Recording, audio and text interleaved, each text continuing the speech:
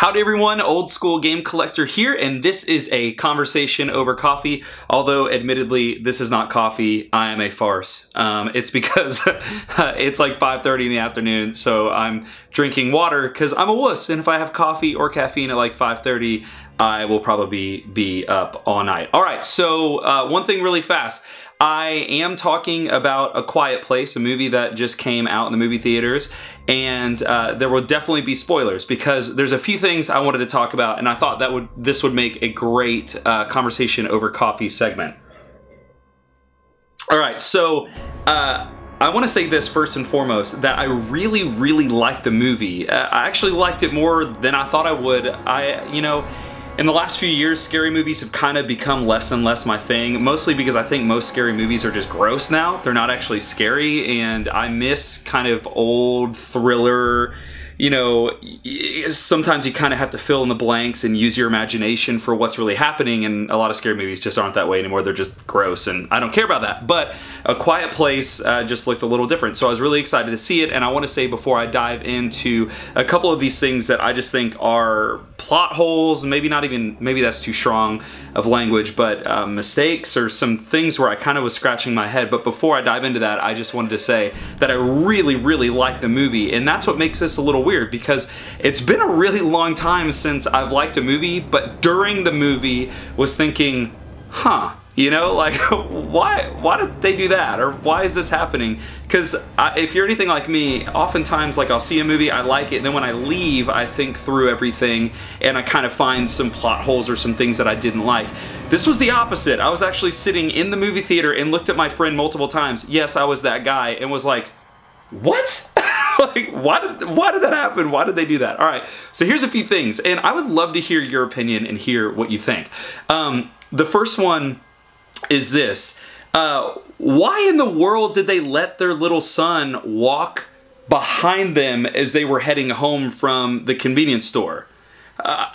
It didn't make any sense to me that they were so careful about making noise and so careful about everything else, and then all of a sudden like their little son is hanging out behind them and they're ahead of him. I would just imagine that a parent would be at the front and the caboose, right? Like we've like learned that in our normal lives, that you usually put an adult or a leader at the front of the line and the back of the line, but that didn't happen in the movie. And somehow he got a spaceship, a NASA spaceship, hidden under his shirt, even though like when he got outside the convenience store, Emily Blunt like clearly turned around and looked at him. So that was something that I just didn't understand. I don't really get why he was walking by himself. It just didn't make a whole lot of sense. But alright, this one is actually a big deal to me because this definitely didn't make any sense.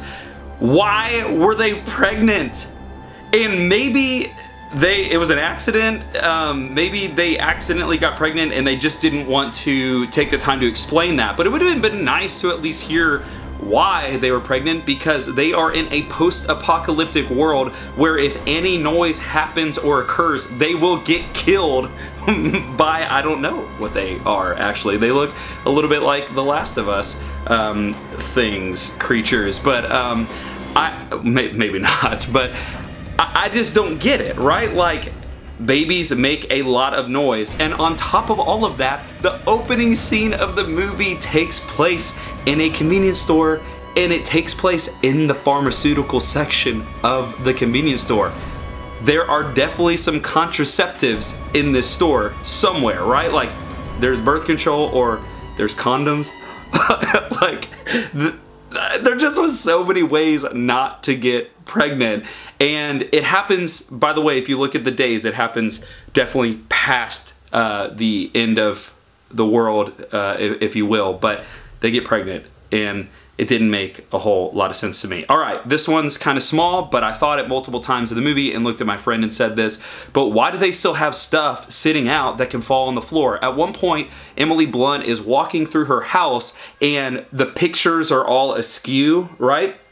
She walks by and straightens one, and I'm like, why are those even on the wall? Like, why are they up there? You're at like, I think at this point they're at like over day 400, and John Krasinski has put sand everywhere around this entire farm and ranch and complex so they don't make noise, yet there are shelves with things filled up all over the shelves, and there are pictures that she takes a moment to stop and to straighten. And I get it, in that moment it's like trying to tell you like, oh, family, we love our family, and you're supposed to get emotionally connected, which they did a really good job of. I was emotionally connected and involved with their family literally in the first 5 minutes of the movie, but I just don't understand why you would leave things out that make noise when you've gone to such great lengths not to make noise. All right, this is my last one, but I think there are multiple other ones. And again, it's weird that I have all these and still really like the movie, because it was just super fun. I was on the edge of my seat most of the movie. I really cared about the family.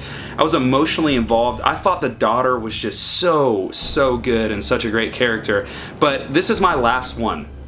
If there are creatures that are out everywhere wanting to kill you, why in the world would you not have a gun or protection of some sort? Yes, I totally understand that the argument is that it'll make noise and attract other ones. But then later in the movie, they shoot off freaking fireworks and the other creature makes a ton of noise and none of the other creatures come. There's just one of them.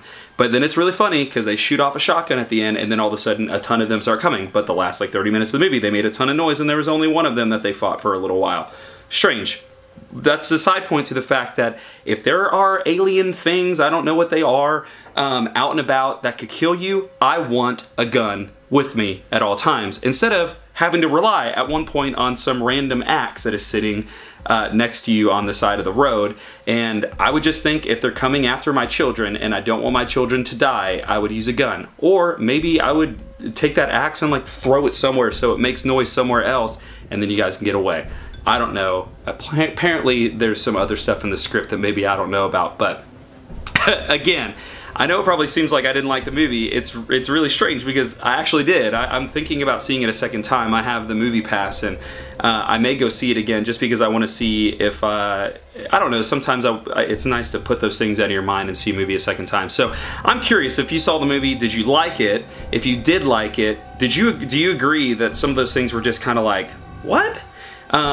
And maybe some of those things were just there because it was a 90-minute movie, and I kind of like the fact that it was short, it was sweet, it was to the point, it was emotional, and then it was over. So I would love to hear your opinions. Hope you all have a great week and happy gaming.